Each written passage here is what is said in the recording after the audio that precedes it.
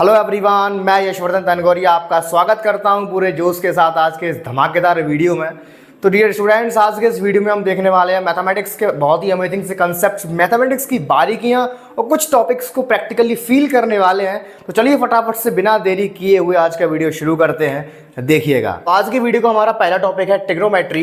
Trigonometry में mostly students की शिकायत रहती है कि सर बचपन से लेकर आज तक हम ट्रिग्नोमेट्री में साइन कॉस टेन पढ़ते आ रहे हैं, लेकिन इन चीज़ों का प्रैक्टिकली यूज़ क्या है, ट्रिग्नोमेट्रिक रेशियोज को हम क्यों पढ़ते हैं, ट्रिग्नोमेट्री आखिरकार हमें पढ़ाई क्यों जाती है। तो सबसे पहले मैं आपको बेसिक से बिल्कुल बताना चाह रहा हूं, डेमो लेक्चर है। तो सबसे पहले बात करते हैं प्रैक्टिकली यूज या daily life use of trigonometry का। हमेशा याद रखोगे, ट्रिग्नोमेट्री हमेशा राइट एंगल ट्रायंगल में ही यूज करी जाती है। ट्रिग्नोमेट्रिक रेशियोज पे आपने कभी गौर किया हो तो प्रत्येक जो रेशियो है वो राइट एंगल ट्रायंगल के लिए ही डिफाइन किया जाता है। तो सबसे पहली बात याद रखेंगे कि ट्रिग्नोमेट्री ऑलवेज हम राइट एंगल ट्रायंगल में यूज करते हैं। ठीक है, आगे जब बात करते हैं तो ट्रिग्नोमेट्री रेशियोज के कुछ रेशियो होते हैं, आपको समझाना चाहता हूं मैं कि परपेंडिकुलर अपॉन हाइपोटेन्यूज को हम साइन कहते हैं, बेस अपॉन हाइपोटेन्यूज को कोसाइन कहते हैं, शॉर्टकट में से कॉस कहा जाता है। परपेंडिकुलर अपॉन बेस को टेंजेंट कहते हैं, इसे शॉर्टकट में टेन कहा जाता है। जस्ट इसका उल्टा कर देते हैं तो हम, जैसे कि परपेंडिकुलर अपॉन बेस को टेन कह रहे हैं तो बेस अपॉन परपेंडिकुलर को कोटेंजेंट कहा जाता है, शॉर्टकट में से कॉट कहते हैं। हाइपोटेनियस अपॉन बेस को सीकेंट कहा जाता है, शॉर्टकट में से सेक कह देते हैं। और हाइपोटेनियस अपॉन परपेंडिकुलर को कोसेकेंट कहा जाता है, शॉर्टकट में से कोसेक कह देते हैं। आपको ये रेशियोज याद रखने हैं। अभी समझ नहीं आएगा रेशियोज का यूज क्या है, अभी आपको प्रैक्टिकली विजुअलाइज करवाता हूं। तो सबसे पहले राइट एंगल ट्रायंगल पे थोड़ी सी नजर मारी जाए तो मोस्टली बच्चे रट के बैठे होते हैं। कैसे पता लगाते हैं? 40% बच्चों के माइंड में सेट होता है कि 90 डिग्री का एंगल है, सीधी लाइन है, वर्टिकल लाइन है, इसको परपेंडिकुलर कह दिया, हॉरिजॉन्टल वो बेस कह दिया, एक तिरछी बची है इसको हाइपोटेनियस कह दिया। मोस्टली बच्चे ऐसे याद रखते हैं, बिल्कुल गलत बात है। देखो, परपेंडिकुलर कैसे कहेंगे, हाइपोटेनियस कैसे कहेंगे, बेस कैसे कहेंगे, ये डिपेंड करता है रेफरेंस एंगल पर। जैसे यहाँ पर मैंने रेफरेंस एंगल को यहाँ पे ये थीटा लिया हुआ है, तो ये जो रेफरेंस एंगल है ना, रेफरेंस एंगल जिस लाइन के ऊपर बना हुआ है वो नीचे वाली लाइन उसकी बेस कहलाती है। Is that clear? और रेफरेंस एंगल के जस्ट सामने वाली साइड, अपोजिट साइड भैया परपेंडिकुलर कहलाती है, और बेस और परपेंडिकुलर को मिलाने वाली लाइन हमारी हाइपोटेनियस कहलाती है। अब इसी में बात करते हैं। अब मैंने क्या किया, रेफरेंस एंगल पहले मैंने ये ले रखा था, अब मैंने रेफरेंस एंगल ये ले लिया। मैंने अभी आपको बताया कि रेफरेंस एंगल जिस लाइन के ऊपर बना होता है उसे बेस कहते हैं, तो यहां पर ये मेरा बेस का काम करेगा। रेफरेंस एंगल के जस्ट अपोजिट साइड इसको हम परपेंडिकुलर कहेंगे, और बेस और परपेंडिकुलर को मिलाने वाली लाइन को हम हाइपोटेनियस कहेंगे। तो कभी भी अपने दिमाग में ये माइंडसेट ना रखें कि जो लाइन हॉरिजॉन्टल बिछी हुई है उसे बेस कहते हैं, या जो लाइन वर्टिकल दिख रही है उसे परपेंडिकुलर कह देंगे। बिल्कुल नहीं है, ये सब कुछ डिपेंड करता है रेफरेंस एंगल पर। आगे बात करते हैं। अब मैंने रेफरेंस एंगल ये लिया हुआ है, तो रेफरेंस एंगल जिस लाइन के ऊपर बना होता है उसे हम बेस कहते हैं। यहां पर बेस मेरा ए बी है, इज दैट क्लियर? और रेफरेंस एंगल के जस्ट अपोजिट साइड मेरी परपेंडिकुलर है, और परपेंडिकुलर बेस को मिलाने वाली लाइन मेरी हाइपोटेनियस है। तो आई थिंक आपको छोटा सा बेसिक क्लियर हो गया होगा कि किसी भी राइट एंगल ट्रायंगल में हाइपोटेनियस परपेंडिकुलर बेस को किस तरह से आइडेंटिफाई या डिसाइड किया जाता है। आगे बढ़ते हैं। हम पढ़ते आए बचपन से पाइथागोरस थ्योरम, इसे मैथमेटिक्स की फर्स्ट थ्योरम भी कहा जाता है। आर्चिमिडीज ने इसकी जहां तक पता है मुझे खोज करी थी। क्या होती है? हाइपोटेनियस का square is equal to perpendicular का स्क्वायर प्लस बेस का स्क्वायर। अब बच्चे पढ़ते हैं, इसमें दो चीजों की जरूरत होती है। हमें पता है कैसे वर्क करती है। हमारे पास तीन क्वांटिटी होती हैं, हाइपोटेनियस, परपेंडिकुलर और बेस। हम इन तीनों में से इस थ्योरम की सहायता से किसी एक टाइम पर एक ही चीज को फाइंड कर सकते हैं, क्योंकि हमारे पास दो हमारे पास नोन होती हैं, एक हमारे पास अननोन होती है। सिंपल सी बात है, बड़ी आसानी से इसको सभी बच्चे यूज करना जानते हैं। अच्छा, जैसे मैंने यहाँ पे लिखा हुआ है, यहाँ पे एक छोटा सा मैंने ट्रायंगल बनाया हुआ है। इसका हाइपोटेनस दे रखा है 5 है, इसका बेस दे रखा है 4 है। इसका परपेंडिकुलर निकालना है तो बड़े ही आसानी से हम क्या कर सकते हैं, पाइथागोरस थ्योरम लगा करके मैंने यहाँ पे इसका परपेंडिकुलर को बड़े ही आराम से फाइंड किया है। 3 अपना आंसर आया है। तो यहाँ से एक चीज समझ में आ रही है कि पाइथागोरस थ्योरम केवल तभी वर्क करती है जब हमारे पास कोई सी दो क्वांटिटी गिवन हो, एक क्वांटिटी अननोन हो, तो उसको हम बड़े ही आसानी से पाइथागोरस थ्योरम की सहायता से फाइंड आउट कर सकते हैं। अच्छा, आगे जब बात करते हैं, अब बात करते हैं कि क्या पाइथागोरस थ्योरम बड़े बड़े मेजरमेंट पर वर्क करती है क्या? जैसे सपोज करो यहाँ पे राहुल खड़ा हुआ है ना, ये राहुल है। राहुल के सामने एक छोटा सा इसको माउंटेन कह सकते हैं, माउंटेन है। राहुल कहना चाह रहा है कि ये मेरा माउंटेन है। मैंने सपोज किया है कि माउंटेन की जो हाइट है वो मैंने पी लेट कर रखी है। तो अब ये कहना चाह रहा है कि इसके ऊपर बिना चढ़ाई करे इसकी हाइट को मेजर कैसे किया जाए। तो यहाँ पर मोस्टली बच्चों के दिमाग में एक चीज आएगी, क्योंकि हम जब भी किसी चीज को प्रैक्टिकल लाइफ में देखते हैं, किसी भी ऑब्जेक्ट की पोजीशन को जब भी हम प्रैक्टिकल लाइफ में देखते हैं, तो हर एक ऑब्जेक्ट की पोजीशन पर ऑटोमेटिक हमसे रिलेट करने वाला, हमारे पॉइंट ऑफ व्यू से एक हमेशा राइट एंगल ट्रायंगल परफॉर्म होता है। जस्ट लाइक एग्जांपल, आप इसकी चोटी पर नजर मार रहे हो यहाँ पर, तो आप किसी भी चीज को जब आप देखोगे तो आप अपने माइंड में एक राइट एंगल ट्रायंगल को परफॉर्म होता हुआ देख पाओगे।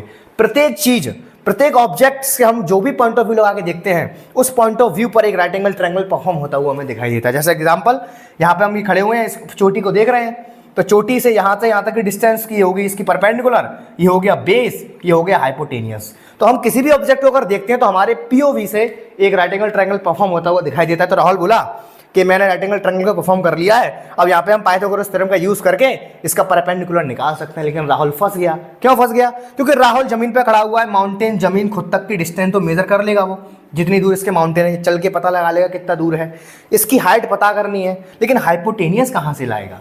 उससे खुद से लेकर के उसकी चोटी तक का जो डिस्टेंस है वो कैसे फाइंड कर पाएगा? तो राहुल चक्कर में पड़ गया। यहाँ पर भैया पाइथागोरस थ्योरम फेल हो गई। तो यहाँ से एक चीज क्लियर होके आती है कि पाइथागोरस थ्योरम को हम कभी भी बड़े बड़े मेजरमेंट्स या बड़े बड़े आंकड़ों के लिए यूज नहीं कर सकते। तो यहीं पर आविष्कार हुआ बढ़िया सी चीज का, जिसको हम गोल्डन रेशियो कहते हैं, ट्रिग्नोमेट्रिक रेशियोज को यहाँ पे यूज किया गया। अब यहाँ पे सिंपल सी बात क्या है, हम जहाँ खड़े हुए हैं हम वहां से चोटी तक का एंगल ऑफ एलिवेशन को मेजर कर सकते हैं अपनी आई से, या इसके बहुत सारे टूल आते हैं एंगल ऑफ एलिवेशन को मेजर करने के, या टॉर्च से, लाइट से, किसी चीज से भी हम इसकी चोटी तक की डिस्टेंस, जैसे कि मैंने कोई लेजर लाइट ले ली और लेजर लाइट को मैंने यहाँ से इसकी चोटी पर मारा है, सेम उसी डायरेक्शन में मारा है, तो यहाँ से मैं एंगल ऑफ एलिवेशन को मेजर कर सकता हूँ। तो यहाँ से एंगल ऑफ एलिवेशन मेजर हो गया। उसके बाद बेस में पता लगा लूँगा, क्योंकि मैं खुद जमीन पर खड़ा हुआ हूँ तो मुझे पता होगा कि मैं माउंटेन से कितना दूर हूँ। उसके बाद परपेंडिकुलर निकाल लेंगे। इसके लिए प्यारा सा रेशियो होता है जिसको मैं टेंजेंट कहते हैं, यार कि टेन थीटा इसको बोला जाता है, is equal to perpendicular upon base. यहाँ से परपेंडिकुलर इज इक्वल टू क्या आएगा, बेस इंटू टेन थीटा, और यहाँ से अपनी इस तरह से माउंटेन की हाइट मेजर हो जाएगी। अभी आपको और भी एप्लीकेशंस दिखाता हूँ कि ट्रिग्नोमेट्री का प्रैक्टिकली कहाँ कहाँ यूज है। अभी मैं थोड़ा फास्ट फॉरवर्ड चल रहा हूँ क्योंकि थोड़ा सा भी टाइम की कमी है। आगे बढ़ते हैं अगले एप्लीकेशन की ओर, देखते हैं, देखिएगा। आगे बढ़ते हैं कुछ अमेजिंग और गजब से एक्सपेरिमेंट्स की तरफ। मान लीजिए राहुल आया गार्डन के अंदर, ये राहुल है, ये गार्डन में आया। इसने गार्डन में आके क्या देखा कि गार्डन में जो मिस्त्री भैया हैं वो मेरे लिए भी स्लाइड वाला झूला बना रहे हैं। मिस्त्री भैया टेंशन में, ये मिस्त्री भैया हैं हमारे यहाँ पे, ये मिस्त्री भैया हैं, मिस्त्री भैया टेंशन में, वो सोच रहे हैं कि हमारे पास स्लाइड वाला हमें झूला लगाना है, इस तरह का झूला हमें चाहिए। स्लाइड वाला झूला लगाने के लिए जितनी जो स्लाइड है भैया, स्लाइड की जो लेंथ है वो हमारे पास 10 मीटर है। अब इनसे कहा गया है कि स्लाइड को इनको 30 डिग्री पर लगाना है, और इनके पास एक पोल है, पोल काफ़ी लंबा है। अब इनको ये चेक करना है कि मुझे कितना पोल चाहिए यहाँ पे, जिससे मैं 30 डिग्री पर 10 मीटर की स्लाइड लगाऊं, तो मेरा पोल यहाँ पे कितना चाहिए मुझे। पोल काफ़ी लंबा है। अब इन्हें कैसे पता चलेगा कि पोल की हाइट मैं कितनी रखूं जिससे 10 मीटर 30 डिग्री पर मेरा वो पोल इसके अंदर अच्छे से फिट हो पाए। तो इसके लिए भी चक्कर में पड़ गए। राहुल क्लास 10th का स्टूडेंट है, राहुल ट्रिग्नोमेट्री पढ़ता है। तो राहुल के दिमाग में एक तुरंत से आइडिया आया है। राहुल ने बोला कि अरे भाई साहब एक काम करते हैं कि 10 मीटर पर 30 डिग्री पे आपको लगाना है 10 मीटर का स्लाइड। तो मैं एक काम करता हूँ, मैं रफली एक ट्राइंगल को ड्रॉ कर लेता हूँ। मान लेते हैं ये हमारा पोल है और 30 डिग्री पर ये मेरा 10 मीटर का स्लाइड लगा हुआ है। मुझे पता करना है कि मेरा ये परपेंडिकुलर डिस्टेंस कितना है, क्योंकि राहुल 10th में पढ़ता है। उसने तुरंत झटके से ट्रिग्नोमेट्री से कंसेप्ट को डिलीट कर लिया। उसने पता लगाया कि ये परपेंडिकुलर चाहिए मुझे। मेरे पास क्या क्या चीज़ गिवन है, मेरे पास हाइपोटेनियस है, मेरे पास एंगल है। तुरंत उसके दिमाग में आइडिया आया कि ये तो सर ने मुझे पढ़ाया था कि जब भी हमारे पास परपेंडिकुलर और हाइपोटेनियस की बात होती है और एंगल जब भी दिया जाए तो तुरंत दिमाग में आता है रेशियो, बड़ा ही प्यारा सा साइन रेशियो। क्या होता है? Sine 30 is equal to perpendicular upon hypotenuse. उसने झटके से तुरंत बताया, अपनी रफ नोटबुक पर उसने फटाफट से कैलकुलेशन करी। साइन 30 का वैल्यू 1/2 उसने लगा दिया। परपेंडिकुलर चाहिए, हाइपोटेनियस के इधर इंटू कर दिया 10 का, अपना आंसर आ गया 5 मीटर। उसने बोला अरे मिस्त्री भैया यहाँ पे अगर आप इसको 30 डिग्री के एंगल पर इसको जब सेट करोगे तो आपको पोल की लेंथ 5 मीटर लेनी पड़ेगी। मिस्त्री भैया खुश हो गए, वो अच्छे से झूल करके वापस घर पे आ गया। और अगला सीन है मेरे पास ब्रिज का। देखा होगा कि बहुत ही ऊंचाई पर जो ब्रिज बनाए जाते हैं उनमें जो उनका पुल होता है ब्रिज का, उनको बहुत ही मोटे लंबे लंबे तारों की सहायता से बांध करके रखा जाता है। अब यहाँ पर सारे तार अपनी जगह बंधे हुए थे, एक तार टूट गया, खराब हो गया। यहाँ पे इंजीनियर आया, इंजीनियर ने बोला अरे ये तो खराब हो गया है, ये मुझे चेंज करना पड़ेगा। अब चेंज करने के लिए उसे पता तो हो कि कितनी लेंथ का मुझे वायर लेके आना जिससे इस वायर को वो नए वायर से रिप्लेस कर सके। तो उसको नहीं पता उसकी लेंथ कितनी है, बस उसे इतना पता है कि जहाँ पर ये वायर अटैच है ये डिस्टेंस मेरा पोल से 30 मीटर का है। तो इसके फटाफट से हमने यहाँ पर बेस को कंसीडर कर लिया, ठीक है, क्योंकि मेरा एंगल, अब मैं इस वाले एंगल पे खड़ा होकर देख रहा हूँ। अब मुझे पता है कि मेरा रेफरेंस एंगल ये है, तो मेरा बेस ये हो जाएगा, परपेंडिकुलर ये हो जाएगा और हाइपोटेनस मेरा x हो जाएगा। अब मुझे x चाहिए, मुझे x कैसे पता चलेगा? तो क्या किया गया, यहाँ पे सिमिलर ट्राइंगल का कंसेप्ट तुरंत दिमाग में आया। यहाँ पे मैंने क्या किया, 100 सेंटीमीटर मैंने यहाँ पे लेट कर लिया। अब मुझे राइट एंगल ट्रायंगल बनाना है, क्योंकि मुझे पता है कि ट्रिग्नोमेट्री राइट एंगल ट्रायंगल में यूज होती है। तो मैंने जस्ट 90 डिग्री पर यहां से एक परपेंडिकुलर खींचा और मुझे ये डिस्टेंस मेजर करी, ये डिस्टेंस मेरी 60 सेंटीमीटर आ गई। अब हुआ क्या कि दोनों ट्रायंगल सिमिलर हैं, ये ट्रायंगल छोटा वाला इसी बड़े ट्रायंगल का छोटा सा टुकड़ा है, तो दोनों का एक एंगल सेम आ गया, दोनों में 90 डिग्री का एंगल सेम सेम है। तो दोनों के दोनों ट्रायंगल के जब दो एंगल सेम हो जाते हैं तो तीसरा ऑटोमेटिक सेम होता है बाई ट्रायंगल प्रॉपर्टी। तो हमारे दोनों के दोनों ट्रायंगल सिमिलर हो गए। जब दोनों ट्रायंगल सिमिलर हो जाते हैं तो यहाँ पे एक प्रॉपर्टी अच्छी सी होती है। कौन कौन सी प्रॉपर्टी होती है हमारे पास? दोनों के बेस और हाइपोटेनियस का रेशियो एक दूसरे के बेस हाइपोटेनियस के रेशियो के बराबर हो जाएगा। तो बेस और हाइपोटेनियस का रेशियो तुरंत दिमाग में आया, ये कॉस थीटा होता है, तो यहाँ पे कॉस थीटा लगाया गया। अच्छा, यहाँ पे अब थीटा कैसे मेजर किया गया? हमारे पास एक इक्विपमेंट होता है एंगल को मेजर करने का, तो एंगल ऑफ एलिवेशन को जब मेजर किया गया वो हमारा 53 डिग्री निकल करके यहाँ पे आया। यहाँ पे तुरंत लगा देते हैं बेस अपॉन हाइपोटेनियस। पहले वाले ट्रायंगल का, पहले वाले का बेस 30 लेट किया हुआ है, इसका हाइपोटेनियस कितना है? x लेट किया हुआ है। दूसरे वाले ट्रायंगल का बेस कितना है? 60 है, इसका हाइपोटेनियस कितना है? 100 है। देखो सेंटीमीटर मीटर में चेंजिंग वेंजिंग मैंने नहीं करी है, क्योंकि मैं जस्ट आपको समझाने के लिए ऐसा बता रहा हूँ। जब प्रैक्टिकली अच्छे से करोगे सेंटीमीटर मीटर को आपस में इंटरचेंज करना पड़ेगा, है ना। मैं जस्ट आपको समझाने के लिए ऐसा करा दे रहा हूँ। अच्छा, ये जो रेशियो है बेस अपॉन हाइपोटेनियस का, ये मेरा कॉस के इक्वल टू होता है। तो मैं क्या करता हूँ, यहाँ से कॉस थीटा बोले तो कॉस 53 का वैल्यू किसके बराबर होगा? कॉस 53 का वैल्यू बेस कितना है? 60 है, हाइपोटेनियस कितना है? 100 है। इसको काट देंगे, ये आएगा मेरा 3/5। तो ये कहानी मुझे 3/5 के बराबर हो जाएगी। यहाँ से जब मैं x का वैल्यू निकालूंगा तो क्या आएगा? यहाँ से इंटू कर देंगे यहाँ का, तो 30 इंटू 5 है ना, 30 इंटू 5/3 इजिकल टू में x आ जाएगा। इकट्ठा हो जाएगा, आंसर मेरा कितना आएगा? 50 मेरा आंसर आ जाएगा, 50 मीटर। तो यानी कि मुझे तार की हाइट पता चल गई। मेरे तार की हाइट कितनी है? 50 मीटर। तो इंजीनियर क्या करेगा? बाजार जाएगा, 50 मीटर का वायर लेकर के आएगा और तुरंत इसकी जगह पर रिप्लेस कर देगा। तो इस तरह से बड़े ही आसानी से हमने ट्रिग्नोमेट्री की सहायता से बहुत ही सिंपल तरीके से हमने इस वायर को मेजर कर लिया। तो ऐसे ही भी और भी कुछ प्रैक्टिकल यूज देखने वाले हैं, वीडियो में बने रहिएगा। देखिए अगला प्रैक्टिकल एग्जांपल है, बहुत अच्छा है। हमारे पास एक छोटी सी लल्ली है जिसका रूम है, वो अपने बेड पर अच्छे से सो रही थी। अब हुआ क्या कि लल्ली सोते सोते अचानक से धूप आ गई, सूर्य नारायण प्रकट हो गए। सूर्य नारायण का प्रकाश इतना तेज था कि बेचारी सोते सोते उठना पड़ा उसे। क्यों? क्योंकि उसका गेट है, उसके ऊपर कोई पर्दा नहीं है, वो गेट उसको खुला रहता है, उसकी मम्मी खोल देती हैं। जिससे क्या हुआ कि सूर्य की रोशनी आई, बेचारी को उठ के जाना पड़ा। अब लल्ली बेचारी छोटी पड़ रही है, वो सोच रही है कि यहाँ पर मैं कैसे भी करके पर्दा लगा दूँ। लल्ली छोटी है, वहाँ तक नहीं पहुँच पा रही है। तो लल्ली ने क्या किया कि मैं पर्दा कैसे लगाऊं। लल्ली थोड़ी पढ़ी लिखी है, लल्ली क्लास 9-10 में पढ़ती है। तो लल्ली ने क्या किया कि यहाँ से गेट लेकर के गेट तक की ऊंचाई इसने एक्स लेट कर ली है। फिर लल्ली ने देखा कि जो सूर्य की किरणें आ रही हैं वो गेट के अंदर तक 2 मीटर डिस्टेंस तक आ रही हैं। तो उसने रफली डायग्राम बना लिया एक राइट एंगल ट्रायंगल का, एक्स यहाँ पर डिस्टेंस मेजर कर ली और ये मेरा बेस हो गया, ये 2 मीटर का बेस हो गया। अब लल्ली के पास क्या था? लल्ली के पास एक छोटा सा स्केल था, 1 मीटर का स्केल था उसके पास। अब लल्ली बेचारी ऊपर तक नहीं पहुंच पा रही थी, तो 1 मीटर के स्केल से अभी इतनी ऊंचाई नापे कैसे? तो लल्ली ने क्या किया, उसी 1 मीटर के स्केल को उसी टाइम पर 90 डिग्री के एंगल पर सीधा कर दिया। उसने देखा कि अब इसकी शैडो जो बन रही है वो 0.8 मीटर की डिस्टेंस पर बन रही है। अब ये दोनों ट्रायंगल आपस में सिमिलर हो गए। कैसे हो गए? क्योंकि उसी टाइम पर लल्ली ने उस स्केल को 90 डिग्री के एंगल पर लगाया है। अब 90 डिग्री का एंगल यहाँ पे भी था, तो 90-90 एंगल सेम हो गया। दूसरा, जो लाइट आ रही है सन की, जिस एंगल से लाइट आ रही है सेम वही एंगल जितना यहाँ है उतना ही यहाँ है। क्यों? क्योंकि सेम टाइम पर लल्ली ने स्केल लगाया है।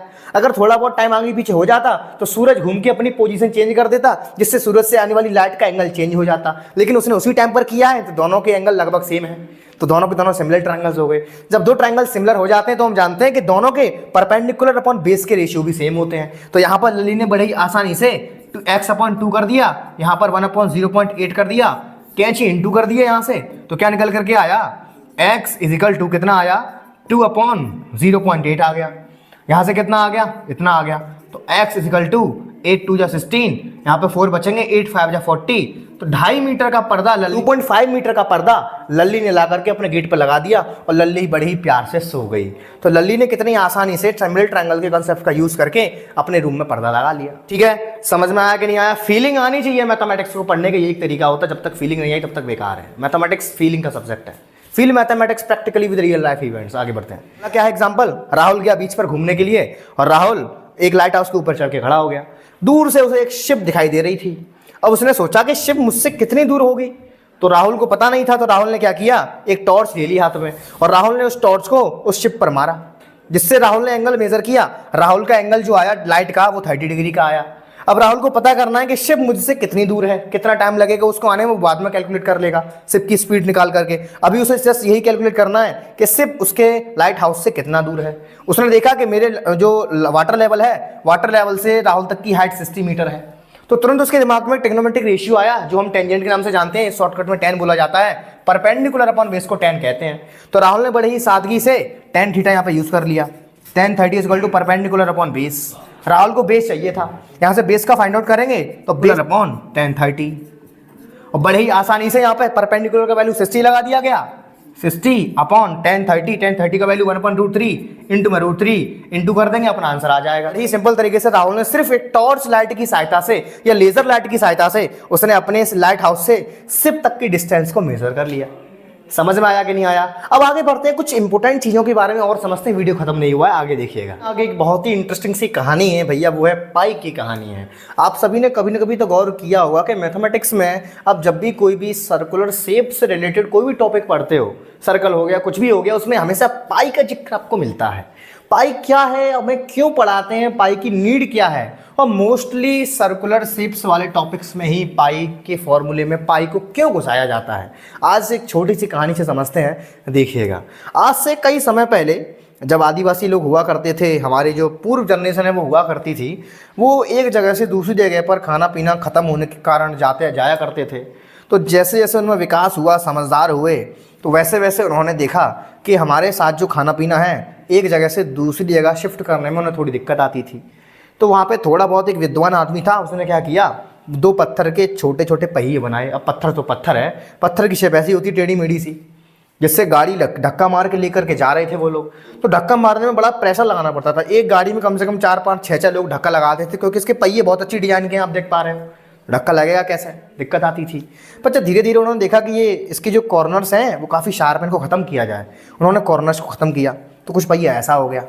लेकिन अभी भी प्रॉपर गोल तो है नहीं है, अभी भी धक्का मारने में 3-4 लोग लग रहे हैं, अभी भी लग रहे हैं। थोड़ा और इसको शार्प किया गया, इसको और सही किया गया, ऐसा हो गया। थोड़ा और इसमें मॉडिफिकेशन किया गया तो प्रॉपर ऐसा हो गया। अब देखा कि एक सिंगल आदमी गाड़ी को धक्का मार करके बड़े ही आसानी से ले जा सकता है। अब सब लोग हैरान हो गए कि उन्होंने कहा कि अरे ऐसा पहिया हमें भी चाहिए। उनने देखा कि ऐसा पहिया कैसे बनाया जाए। तो उस टाइम पे थोड़ा बहुत बुद्धिमान आदमी था, उसने क्या किया, पहिए को नाप लिया। उसने पहिए की सर्कमफ्रेंस को नापा, तो देखा गया कि पहिए की सर्कमफ्रेंस मेरी 22 आ रही है। अच्छा, उस पहिए का डायमीटर मेरा 7 आ रहा है। उसने सबसे कह दिया कि आप सभी का पहिया ऐसा तब बनेगा जब आपकी सर्कमफ्रेंस 22 होगी या 22 का मल्टीपल होगी।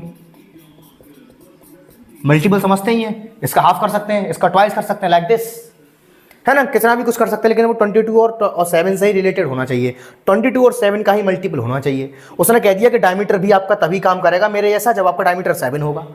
तो इसको याद कैसे रखा जाए, लोग बड़ा कंफ्यूज होते थे कि 22 को सर्कमफ्रेंस रखना है, 22 को डायमीटर रखना है। तो उन्होंने क्या किया, इस चीज़ को याद रखने के लिए ग्रीक लेटर, ग्रीक अल्फाबेट में 16 नंबर पे एक लेटर आता है जिसको पाई कहा जाता है, इसका सिंबल ऐसा होता है। इन्होंने कहा कि चलो 22 और 7 को हम याद करने के लिए इसका रेशियो बना लेते हैं, इसको याद रखते हैं। तो उन्होंने ग्रीक लेटर को चुना, पाई जिसको कहते हैं। इन्होंने पाई से इसको याद रखा गया, पाई इन्होंने रखा 22/7 लाइक दिस। तो इस तरह से पाई का वैल्यू हम पढ़ते आ रहे हैं सभी लोग 22/7। लेकिन ये वैल्यू प्रॉपर तरीके से गलत है। क्यों? क्योंकि पाई का एग्जैक्ट वैल्यू तो आज तक किसी को नहीं पता है। सुपर कंप्यूटर भी 5 ट्रिलियन रिजल्ट्स निकालने के बाद फेल हो चुका था। क्यों? क्योंकि आप सभी ने को जानते हैं कि 22/7 तो भैया रेशनल नंबर है, लेकिन पाई एक इरेशनल नंबर है, नॉन रिपीटिंग। 22/7 को जब आप कैलकुलेटर में काट के देखोगे, कैलकुलेट करने की कोशिश करोगे, तो वैल्यूज को समय बाद रिपीट होने शुरू हो जाएंगे। लेकिन पाई का जो एग्जैक्ट वैल्यू है वो कभी रिपीट नहीं होता है, वो नॉन रिपीटिंग है। तो लेकिन अब याद कैसे रखा जाए, तो हमने देखा कि 3.14 से थोड़ा बहुत मिलता जुलता 22/7 का रेशियो का आंसर आ रहा है। तो इसीलिए पाई का वैल्यू हमने 22/7 को एजम्पशन करके इसको हम सभी न्यूमेरिकल्स में लगाते आ रहे हैं। आज भी हमारे पास जो सर्कल आप देखते हो, प्रॉपर पहिया देखते हो, वो भी एकदम प्रॉपर नहीं है, उसमें अभी बहुत छोटी एरर है, क्योंकि अभी हमें एग्जैक्ट वैल्यू पता ही नहीं है। हम केवल 22/7 और उसका मल्टीपल लेकर के सर्कल और शेप्स को बनाते आ रहे हैं। तो ये छोटी सी कहानी थी पाई के बारे में। इसीलिए हम प्रत्येक सर्कुलर शेप में ही हम पाई के फॉर्मूले में पढ़ते हैं पाई को। अच्छा, अब पाई को याद कैसे रखा गया, मैंने अभी आपको बताया। पाई जस्ट हमारा क्या है, सर्कमफ्रेंस और डायमीटर का रेशियो ही तो पाई है। सर्कमफ्रेंस 22 होना चाहिए, डायमीटर 7 होना चाहिए। अब हम जानते हैं कि डायमीटर जो मेरा होता है वो रेडियस का ट्वाइस होता है, लाइक दिस। अगर मैं 2r का मल्टीप्लाई पाई में कर दूं मैथमेटिक्स का सर्कमफ्रेंस ऑफ सर्कल का फॉर्मूला हमें यहाँ से मिल जाएगा। तो ऐसे इसका प्रूफ देखा गया था। तो यहीं से हमारे पास एक फॉर्मूला आता है सर्कमफ्रेंस ऑफ सर्कल का 2πr, जिसको हम कहते हैं, बचपन से पढ़ते आ रहे हैं। तो सारे फॉर्मूले बहुत ही सिंपल और बेसिक्स हैं, एक बार इनके प्रूफ देख लोगे मजा आ जाएगा करने में, सच बता रहा हूँ। तो ऐसे करके हमारा C = 2πr फॉर्मूला प्रूव होता है और ऐसे करके इसकी उत्पत्ति हुई थी। अच्छा, कुछ और जानकारी ले लेते हैं। जो पाई है ना, उसका वैल्यू क्या है एग्जैक्ट 3.14159। इसको याद रखो ओनली बस। 3 माने और 14 माने पाई डे से रिलेटेड है। कैसे रिलेटेड है कि पाई डे जो है, पाई डे हमेशा मेरा 14 मार्च को मनाया जाता है। 14 मार्च। मार्च कैसे कहा, 3 आ रहा है ना, 3 मंथ कौन सा है, 3rd नंबर का मंथ मार्च है। तो पाई डे 14 मार्च को मनाया जाता है। अच्छा, एग्जैक्ट टाइम भी हमारे पास है। इसका एग्जैक्ट टाइम क्या है, 159 का मतलब क्या हो गया, 1:59 1:59 PM पर हम पाई डे को सेलिब्रेट करते हैं। और ये वैल्यू कहाँ से आई, ये वैल्यू पाई की वैल्यू से आई है कि पाई डे मेरा 14 मार्च को मनाया जाता है। 14 डे हो गया, 3 यानी कि मार्च, 159 1:59। तो यहाँ से कंसेप्ट निकल के आता है पाई का मनाने का। तो आई होप छोटी सी इन्फॉर्मेशन आपको अच्छी लगी होगी। अभी पिटारा खाली नहीं हुआ है, कुछ और भी है हमारे पास आप लोगों के लिए, वीडियो में बने रहिएगा। जाते हैं आप सभी लोगों को मैथ ए मैजिक और सिखा जाऊँ थोड़ा सा। मैथ ए मैजिक बोले तो जादू, देखो कैसे जादू होता है। अगर आपसे किसी ने बोला कि 15 का स्क्वायर क्या होगा, किसी ने आपसे बोला 35 का स्क्वायर क्या होगा, किसी ने आपसे बोला 95 का स्क्वायर क्या होगा, आपको बहुत टाइम लग जाएगा कैलकुलेट करने में, जस्ट इन 2 सेकेंड। देखो आ गया अपना आंसर। इसका स्क्वायर देखो क्या आएगा, इसका स्क्वायर आएगा 9025। सर आपको कैसे पता, बहुत सिंपल सा लॉजिक है। पीछे क्या आ रहा है, पीछे ये ट्रिक तभी वर्क करेगी जब पीछे सबके 5 आ रहा होगा। अब कैसे काम करती है, 5 का स्क्वायर 25, आगे जो नंबर होगा उसके नेक्स्ट नंबर से इंटू कर दो। 9 के बाद क्या आता है 10, 9 10 90, ये आ गया आपका स्क्वायर, खत्म कहानी। 5 का स्क्वायर क्या होता है 25, 3 के बाद क्या आता है 4, 3 4 12, ये हो गया आपका आंसर। 5 का स्क्वायर क्या होता है 25, 1 के बाद क्या आता है 2, 2 बन जाए 2, ये हो गया आपका आंसर, खत्म। अच्छा सर ये केवल 5 के लिए वर्क कर रही है, कोई ऐसी ट्रिक बताओ जो सभी नंबर के लिए सेम रूप से वर्क करे। कैसे वर्क करेगी, सिंपल, कहानी खत्म। इसके लिए हमारे पास एक छोटा सा लॉजिक होता है। वो लॉजिक क्या है, सपोज एक्स वाई कोई 2 डिजिट नंबर है जिसका हमें स्क्वायर चाहिए। कैसे निकाला जाएगा इसका स्क्वायर, ऐसे निकाला जाएगा। 3 ब्लैंक्स बनाने हैं, कैसे करना है, वाई का स्क्वायर आएगा, बीच में क्या आएगा एक्स वाई इंटू 2, 2xy, आगे क्या आएगा एक्स का स्क्वायर आएगा। इसका प्रूफ भी बहुत बेसिक है, जो हम फॉर्मूला प्रूफ करते हैं उसी से इसका प्रूफ बना हुआ है। अभी आपको लॉजिक समझा रहा हूँ, अभी ट्रिक के तौर पर सिखा रहा हूँ, आगे भविष्य में इसको प्रूफ करवा देंगे। आगे बढ़ते हैं, कैसे वर्क करता है। जस्ट एग्जांपल मैंने 12 ले लिया, 3 ब्लैंक बनाओ, है ना। अगर किसी ब्लैंक के ऊपर 2 डिजिट नंबर आ जाता है तो उसके हम आगे वाले नंबर को कैरी के फॉर्मेट में शिफ्ट कर देते हैं ऊपर। अभी ऐसा कुछ है नहीं है, 2 2 या 4 आ गया, यहाँ पे 2 का स्क्वायर 4 आ गया, 1 का स्क्वायर 1 आ गया, बीच में क्या आएगा इन सबका इंटू आएगा, 2 बन जा 2, 2 2 जा 4, ये आ गया 12 का स्क्वायर।